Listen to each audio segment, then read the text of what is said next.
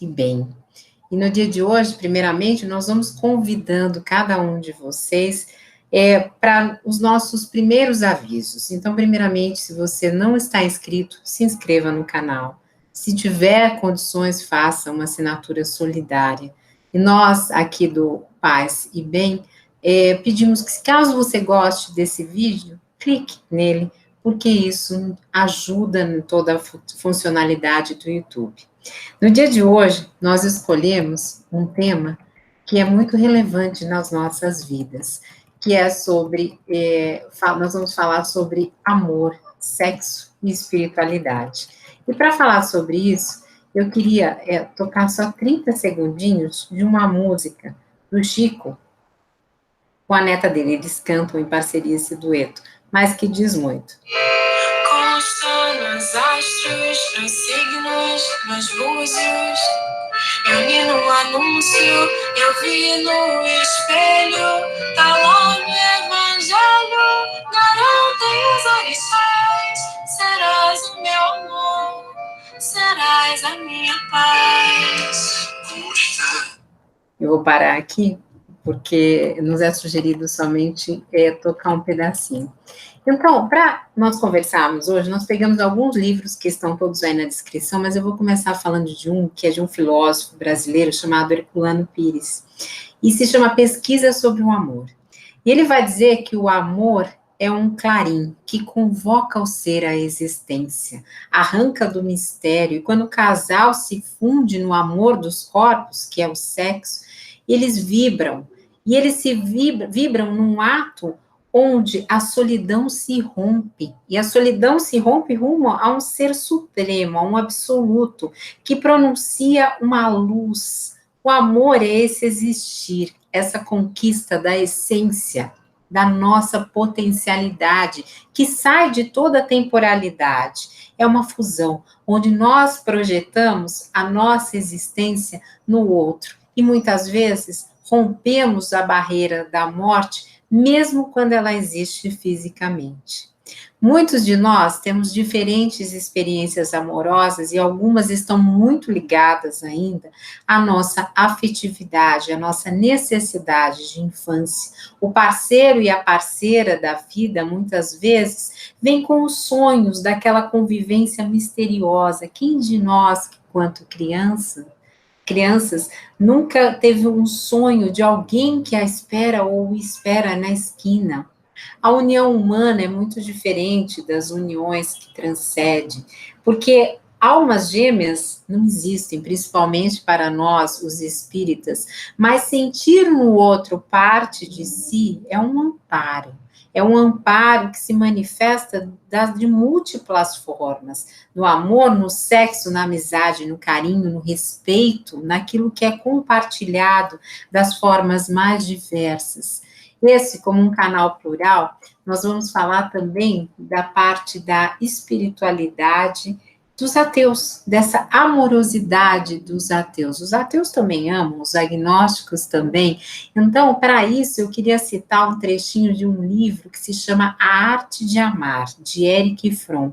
Erich Fromm é um filósofo, mas ele admite a questão da espiritualidade. Então, ele vai citar Paracelso logo na entrada do livro, logo no prefácio, vai dizer assim: quem nada conhece, nada ama. Quem nada pode fazer, nada compreende. Quem nada compreende, nada vale. Mas quem compreende, também ama.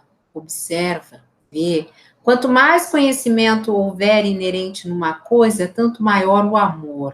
Aquele que imagina que todos os frutos amadurecem ao mesmo tempo, como as cerejas, nada sabe a respeito das uvas. Isso é de Paracelso, e Erich Fromm coloca na introdução do seu livro.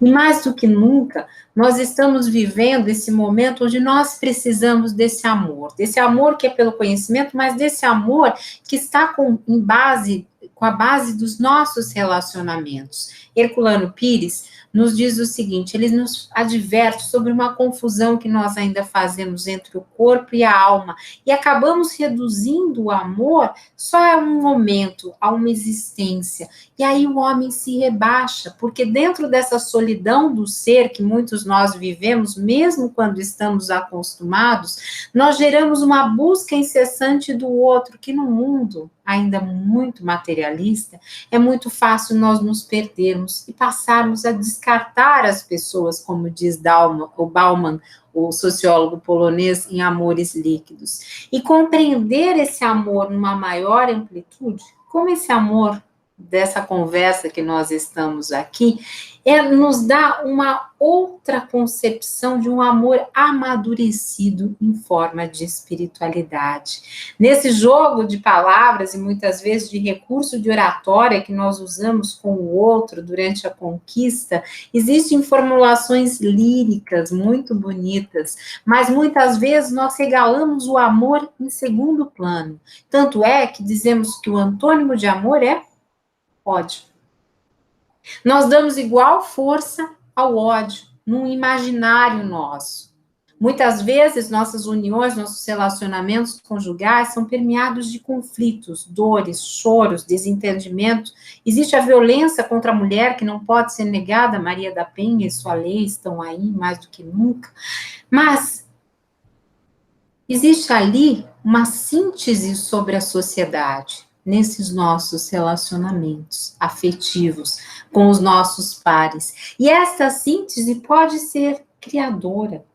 Ela pode ser realmente uma conjugação afetiva, a partir do momento em que nós temos consciência desse amor como lei fundamental, como se fossem partículas que flutuam e gravitam ao redor do átomo, a existência da transcendência, seja em Deus, em Buda, em Alá, na providência, na justiça, na fraternidade, na sororidade, onde a mulher não é mais aviltada, porque aviltar a mulher nos relacionamentos amorosos e sexuais é aviltar a humanidade, já que ela é a fonte genética sobre isso, e nós falamos muito sobre maternidade, mas é reconhecer na figura histórica do Cristo, independente da religião ou da fé ou do que não praticamos para aqueles que são agnósticos, é reconhecer que Cristo livrou a mulher adúltera, que ele toca a consciência dos dilapidadores hipócritas, que ele engaja Madalena, a cortesã, no grupo porque diz que ela amara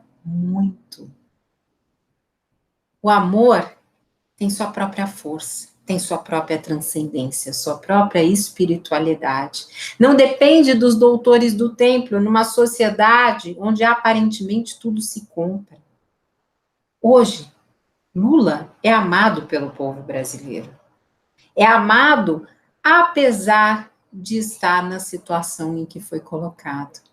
Numa sociedade de castas e classes, onde os interesses prevalecem, os privilégios da hereditariedade ainda exigem um amor oficializado, pescar essas pérolas nesse charco é de uma grandeza enorme, que nos traz o amor e nos chama de volta à poesia, ao encanto, ao sonho, à plenitude. No banquete de Platão, existe uma cena onde Sócrates entra, o Sócrates personagem. E aquele Sócrates de Platão fala que aprendeu o amor com uma mulher, numa época em que as mulheres eram ainda mais rechaçadas. E com isso, Platão coloca a mulher lá de novo, na convivência, no debate sobre o que é amor. Quando se ama, muitas vezes se diz assim, eu vou conviver com fulano, porque ainda existe muitos relacionamentos por interesse, e vou aprender a amar. Mas o amor não é isso. O amor não é o preenchimento de vazio. Quem muito falou e viveu o amor foi o grande Vinícius de Moraes. E Vinícius dizia, amo-te, enfim, com grande liberdade, dentro da eternidade a cada instante. Se almas gêmeas não existe, porque Deus não cria almas impares, existe na visão espírita a afinidade, as construções seculares que se estabelecem através dos casamentos, nós vamos também falar nessa interreligiosidade de Comênios. Comênios foi um filósofo um cristão, um pensador tcheco, que viveu há 300 anos atrás e tem um livro chamado Labirinto do Mundo, Paraíso do Coração. E lá ele observa que quando ele chega na rua do casamento, as pessoas se examinavam. Elas viam se tinham carteiras, bolsas, mediam, achavam o par, andavam por essa rua, iam até o final dela, e antes de saírem, o casal era pesado em 2 balanças, cada uma para um. Se tinha um peso equivalente, eles saíam. Se não, um ficava e era jogado dentro de um cesto. Comênios, de forma crítica, olha ainda a realidade dessa confusão que muitas vezes nós fazemos. E é uma confusão que, para outro que não era também religioso, para o psiquiatra Ângelo Gaiassa, em Amores Perfeitos, ele nos traz como amar a capacidade de cooperar, de fazer trocas em estado amoroso, de um encantamento que nos permite a magia de nos solidarizarmos, e que este amor destrói o poder. Ele destrói o poder porque ele nos dá uma segurança de termos achado um caminho diferenciado. Por fim, Herculano Pires, nesse livro que nós citamos aqui, ele vai nos dizer que, certa feita, Simone de Beauvoir e Sartre vêm visitar a Faculdade de Filosofia e Letras de Araraquara. E lá o clérigo local, eu não sei qual era exatamente a hierarquia, se era um padre, o que era, ele resolve fazer uma propaganda contra os dois, dizendo que eles são imorais, que eles não deveriam estar lá, e começa a publicar tudo isso. E aí Herculano vai nos dizer, olha, mas no mito de Adão e Eva não existia o casamento. A filosofia ocidental, a filosofia oriental, todos se preocupam com o amor. As teologias se apostam do amor no sentido divino. A psicanálise vai estudar o amor patológico. E o eufemismo italiano de fazer amor reduz tudo à sexualidade, reduz a uma sensação, algo que transcende a paixão. E Erich Fromm também vai trazer essa questão do amor, do Adão e Eva, e ele vai dizer que se Adão e Eva puderam desobedecer de forma mitológica, essa questão do amor e de tudo que viveram, é porque existe liberdade no amor. E se existe liberdade no amor, Herculano vai voltar e vai nos dar um outro conceito muito interessante da antiguidade, no livro Pesquisa sobre o Amor, que ele vai dizer o seguinte, na Suméria, a sexualidade era uma efusão divina, de natureza sagrada o ato sexual, inclusive. Havia procissões de religiosos nus. E essa tradição foi se espalhando pela Mesopotâmia, pela Pérsia, pela Grécia, por Roma. E algumas dessas práticas chegaram, inclusive, nas primeiras epístolas de Paulo, com infiltração dessas práticas nas primeiras comunidades cristãs. Mas o que acontece é que muitos de nós ainda escolhemos relações pelo fetichismo, e pelo fetichismo que pode ser intelectual, pode ser da inteligência, da capacidade artística, do sorriso da Mona Lisa, numa expressão corporal que depois de um tempo nós caímos em desilusão. Principalmente porque o homem do mundo de hoje ainda diz que vai honrar a mulher, mas acaba defendendo a mulher, submetendo às novas pressões e proibições, e cria um estado de ambivalência psíquica para ele, porque ele é obrigado a reconhecer naquela mulher que ele oprime a mãe, a esposa, a filha. E muitas vezes ele reduz tudo isso à atração sexual. Então, quando nós falamos de amor, nós perguntamos: qual a realidade da nossa existência? Se nós estamos inseridos na realidade, tudo se encadeia e transcende na espiritualidade daqueles que creem e daqueles que não creem. O próprio apóstolo João nos dizia que Deus é amor. Se Deus é amor e o homem está no mundo, dentro desse amor, que muitos chamam inclusive de amor telúrico, uma relação desse homem com o mundo, de sentir a terra, no homem que ama a terra, como os próprios gregos diziam, então, quando existe consciência dessa afetividade, ou seja, amar ao próximo, nós acabamos transcendendo isso de forma horizontal. E quando nós nos elevamos de alguma forma, existe uma transcendência vertical que revela algo mais. Então, no dia de hoje, que nós sejamos chamados a praticar esse amor nas suas mais diversas expressões. E que pratiquemos com consciência de que a nossa sexualidade também é sagrada e precisa ser vivida. E a partir de tudo isso, existe uma espiritualidade que brota em cada um nas suas mais diferentes expressões. Esse é o canal Paz e Bem, e é com muita alegria que eu divido tudo isso com vocês no dia de hoje, essa reflexão. Agradeço por estarmos juntos, e se você gostou desse vídeo, curta, compartilhe e convide novas pessoas. É um canal de espiritualidade plural. Um beijo enorme e até a próxima. Eu sou a Carla Pavão.